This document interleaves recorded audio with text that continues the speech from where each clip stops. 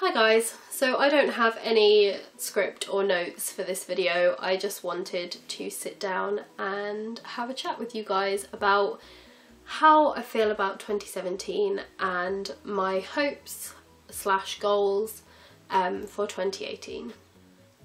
2017 was a funny year. I feel like it's been a funny year for the world in general, but it's felt like a funny year for me because the last few years before 2017 were monumental years, really. 2016 I quit a horrible job, I moved in with my boyfriend, we got Archie and Winnie. I had some real mental health struggles in 2016, and then I felt like I came out of 2016 feeling great. Everything had settled down, I had found a job that I was happy with, and the year before, in 2015, we had bought the house, we had done loads to the house, we went on some amazing holidays, I graduated university, I started what I thought was going to be a great job.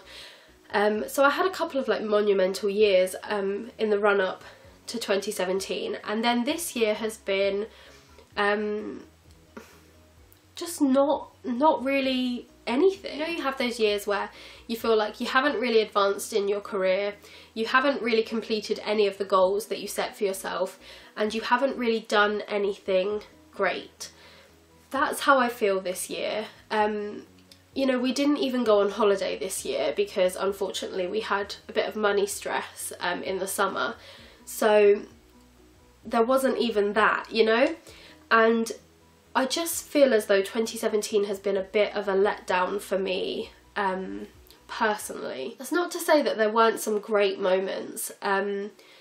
I went back to uni to start a master's, which has turned out to be a lot more difficult than I anticipated, and I'm not sure how well it's going to go, but I got in, you know, to go back and do a master's. And we've done some more to the house. It's much closer to being finished now. I lost my job and then got a new job very quickly afterwards, so you know, I was successful in getting a new job. I flew to Belgium by myself for Planacon Europe. I never thought I would fly by myself, and I did, and so I was massively proud of myself for that, and for spending the weekend in Belgium. I had one of my best friends, Daisy, with me, and some other lovely crafty friends as well. But, you know, getting there by myself and flying, like, that was a huge achievement for me. But generally, I've just felt like it's been a little bit of a letdown, and I think part of that is because at the beginning of the year I set myself some really unrealistic goals, and it didn't take very long for me to give up on those goals, which then makes you feel as though you've failed, if that makes sense. So this year I have some goals in mind for 2018, but they are much more simple. There's some things that I want to do that are sort of in the back of my mind, and I might get those written down and documented just so I don't lose sight of them. But there's 4 main things that I want to do this year, and I've kept them really vague because I don't want to put all that pressure on myself. So my first goal is to make reading a priority in 2017. I set myself the challenge of reading 100 books last year because I had read loads of books the year before, and I read 24 books last year. I really lost sight of reading, which is one of my biggest passions, my biggest hobbies, and I just completely didn't do it. And when I say make reading a priority, I also mean reading for university as well, because I'm finding my master's to be quite difficult, and I've only done one term as of yet, and I haven't even handed in both essays for that first term yet, so I don't know why I'm finding it so difficult, but when I find something difficult I switch off from it, so I find it quite hard to motivate myself to do my uni reading. So when I say make reading a priority, I mean reading all of these books and reading for university. I don't want to set myself a goal of a certain amount of books. I will track it via Goodreads just so that I can remember everything I've read, and at the end of the year I can see how many books I read, but I'm not going to set myself a goal of 100 books. It's just not realistic for me at the moment. My next goal is to make exercise a priority in 2017. Now you'll notice that I have not said I'm going to exercise 3 times a week, or I'm going to lose 3 stone, or I'm going to go to 2 exercise classes a week. That's not what I'm going to do. I'm going to make exercise a priority. So if I have some free time and I can watch a documentary, which I do all the time, I watch probably about 5 documentaries a day, I'm not even joking.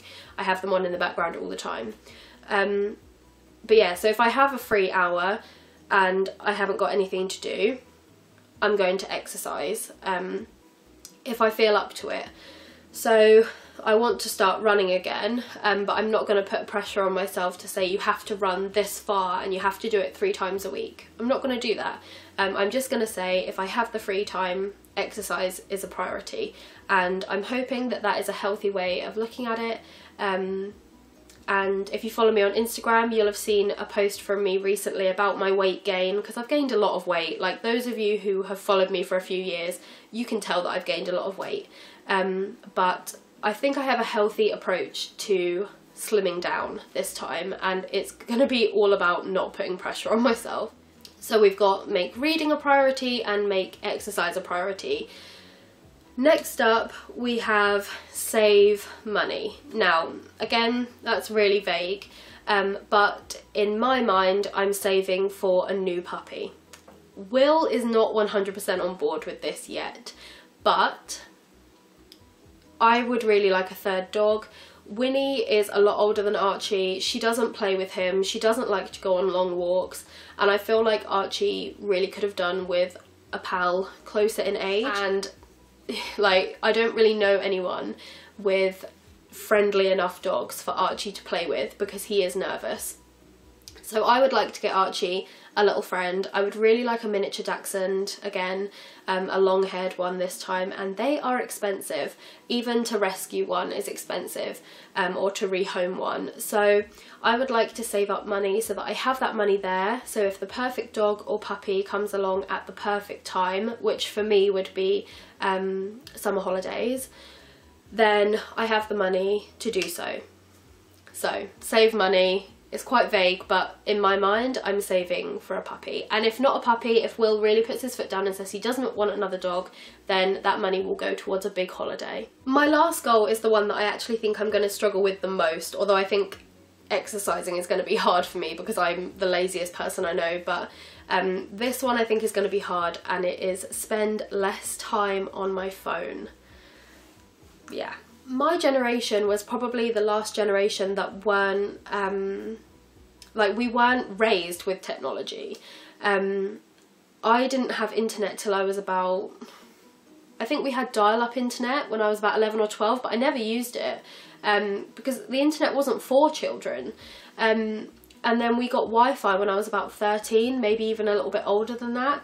And all of a sudden this whole new world opened up to me, and even though I wasn't raised with social media and technology and the internet, you become addicted to it the same as anyone else. And because I'm on YouTube and I chat to you guys a lot, and I have several Instagram accounts, I've got an Etsy shop, so I'm always on the Etsy shop Instagram or talking to customers. I've got the dog's Instagram accounts, I've got my dog blog. I'm on Facebook a lot, like chatting to people and in craft and planner groups and things. I'm on my phone all the time, and sometimes I think to myself, what am I really looking at? Like, all of this stuff will be here in a few hours for me to look at. None of it's going anywhere, do you know what I mean? And I'm on my phone all the time, and it's got to the point where I even like take my phone into the bathroom with me when I'm having a bath because I can't be away from my phone. It's ridiculous. The best way to grow via social media is to be on it all the time, and I think that's why Winnie's Instagram account, if you follow Winnie, her Instagram account has exploded this year because I'm on it all the time and I post every day. And I think I'll continue to do that because it helps the blog, it's fun, I like doing it, I like making friends who have dogs and who feel the same way about their dogs as I do. But I think what I'll do is just schedule a few posts a couple of times a week so that I don't have to be on it all the time. And also, my main reason for this goal is I want to be more social. I don't want to be at my mum and dad's house on my phone when I don't live with my mum and dad, and really I should be talking to them. And me and my mum talk for England, trust me, like we talk all the time. But even on Christmas Day, I found myself like checking my phone sometimes, and I was just like, why? Why am I doing this? Like, it's all gonna be there later. I don't need to do this. And right up until I go to bed, I'm on my phone, and I want to stop that. Like after about like 8:30, 9 o'clock, I want to put my phone away. I don't want to be on it, and I want to read instead. And I think it's just healthier in general. I want to look up more. I want to stop looking down at my phone. I want to look up and see the world more. And yeah, I'm gonna really try hard to do that this year. So those are my goals for 2018. I don't really have anything huge or monumental planned. And maybe 2018 will be another year like this one where nothing really happened in my life, but I want to film this video again at the end of 2018 and say I'm healthier, I'm fitter, I'm happier, and I spent less time on my phone. And I would really recommend that you guys do the same. If you enjoyed this video, tell me in the comments below what your New Year's resolution is, and I will see you next time. Bye!